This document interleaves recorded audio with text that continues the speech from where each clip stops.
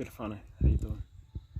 So I just wanted to, I've been reflecting recently on, the nature or the state of human rights and discrimination in Aotearoa.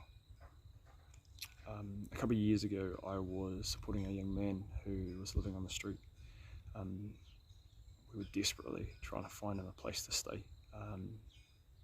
And unfortunately, despite calling around motels, emergency accommodation spaces, people just refused to take him due to his age, due to the fact that he was really unwell and he needed some help. Finally, we got a hold of a hotel that were willing to take him, and they came out and saw him, and after finding out that he had some challenges with his mental health and wasn't doing too well, they refused. We kept calling around, we kept searching, and finally, eventually, we found another motel that would take him. Now this wasn't government funded, we were going to pay for it ourselves. Drove there sort of after 6 late in the evening, getting late in the evening. When we got there, the hotel manager took one look at this young guy, young Māori man, looked at him and said, "Hey, sorry, we don't serve that type here." Now those words are probably not something you'd expect in Aotearoa, New Zealand, yet it is the reality of discrimination and racism that many of our Māori whānau face every day. That type. What does that mean? Who is that?